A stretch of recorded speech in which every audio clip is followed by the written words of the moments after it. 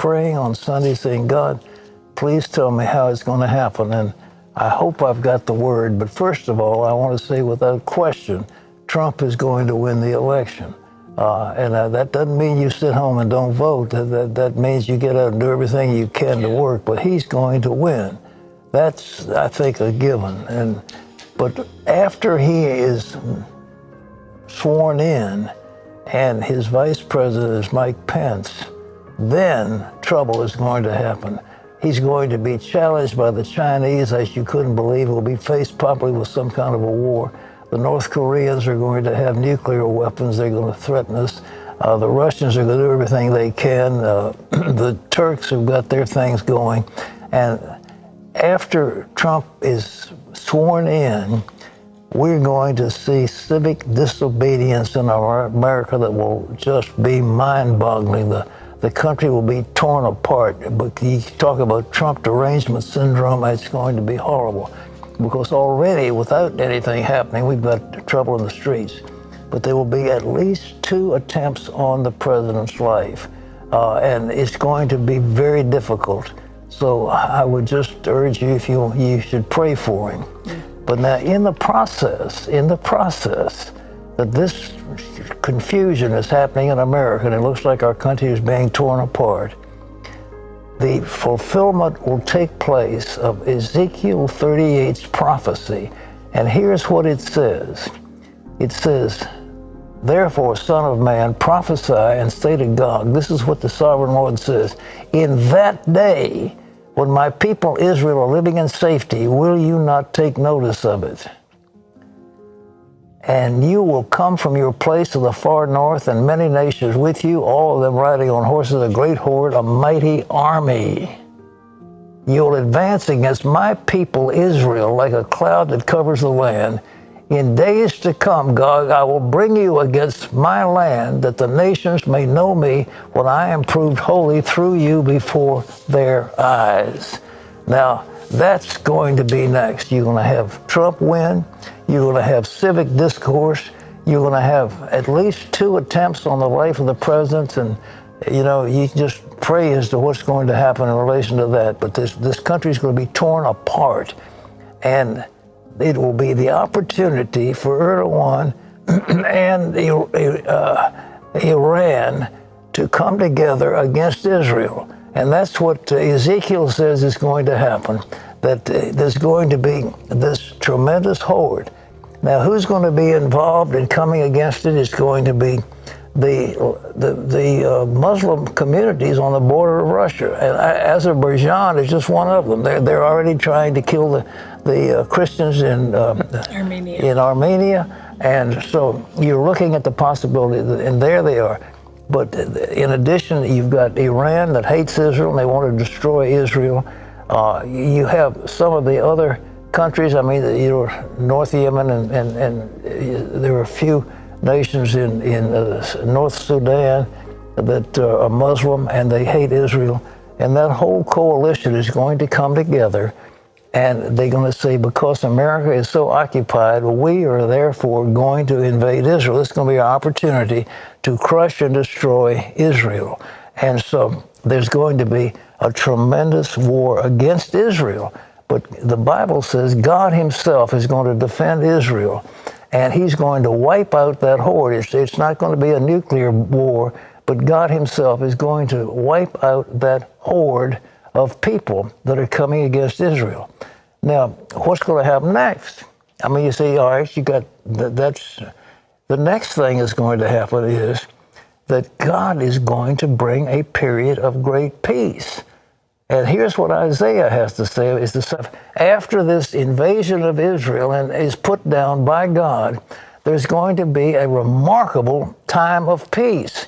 We'll have at least 5 years or more of extraordinary peace, where the dictators of the earth are restrained, where those who want to fight war are not going to be allowed to do it. And we say the word will go forth from Jerusalem, but I think it'll also be the Christians who are the defenders of Zion, and they will be teaching the word all over the world. There'll be a great revival, one of the greatest spiritual revivals that the world has ever known. And that's a time of peace and love. But During that time, or right after that time, the dictators of the earth are going to be restrained by God. And so they'll be held in check. This isn't the second coming. It's the way it's going to work. There's going to be a great move of God. And you read, the apostles came after the day of Pentecost, and they said, this is prophesied by the prophet Joel. In the latter days, I'll pour out my spirit upon all flesh. Well, that's going to happen in our day. We're going to see a great turning to God of the nations of the earth after this battle, where God himself is going to defend Israel. Okay, now what comes next? Because it's going to be nice, and we're all going to be living at peace. But Paul wrote to the Thessalonians, he said, for the time of peace comes on, and when it's all coming to an end, it's a few years, then there's going to be a great tribulation. And people have just misunderstood all this stuff about the tribulation. But Paul said that they're going to say peace and safety, and sudden destruction will come upon them like travail on a woman with child. That you can see the sequence going down. Now, Jesus, what did he have to say? It's found in Matthew 24, 21, 22. For he said, then there will be great distress unequaled from the beginning of the world until now, and never to be equaled today. And in those days had not been cut short, no one would survive, but for the sake of the elect, those days will be shortened.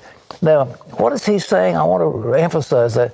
He says, if those days wouldn't be shortened, there wouldn't be one human being alive on the face of the earth. I mean, that's what he says. I mean, there'll be no flesh will remain. So this is the tribulation that people are talking about, and it's going to be terrible. And Paul said, sudden destruction is going to come upon you. And what I think, very frankly, is that the only thing that will fulfill what the word of Jesus, that I'm going to give you in a minute, is some kind of an asteroid strike on the globe. It's sudden destruction. There's not going to be some nuclear war. We're not going to be allowed to blow this earth up. But an asteroid coming down. I wrote one called The End of the Age, and it was an asteroid that's about 1 kilometer, about 0.6 of a mile, it weighed about 3 billion pounds, came hurtling down, and that would pretty much fulfill what Jesus, because he said.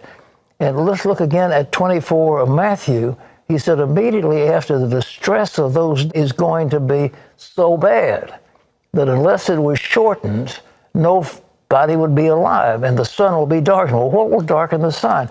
Well, if an asteroid hits the earth, there will be a cloud of dust thrown into the atmosphere, and you won't be able to see the sun or the moon. It'll be hard to move on that. And there'll be times, if there's some antichrist or something like that, there's to be a time from that if that's what's going to happen. But the man of sin to be revealed. But that's what, and it doesn't say you're going to get raptured ahead of it. It doesn't say that at all. It said immediately after the tribulation, then the Lord's going to send his angels to gather his elect from the four corners of the earth. And it will happen after. So you read the Bible, it's very clear. It's not mystery. It's clear. Yeah. Well, if we knew this before, giving this word, but also what a time to pray. I mean, we live in a day that is like we've never seen before. But again, I want to relate to you again. There's going to be a war. Ezekiel 38 is going to be the next thing down the line. Then a time of peace.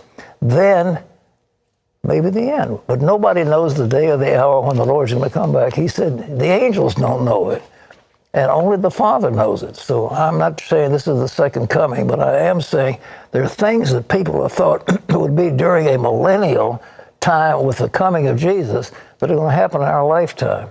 And the next thing is the election that's coming up in just a few weeks, at which time, according to what I believe the Lord told me, the president is going to be reelected. I'm saying by all means, get out and vote for whoever you want to vote for, but by all means, let your voice be heard. But it's going to lead to civil unrest of a great proportion, then a war against Israel, and so forth and so on.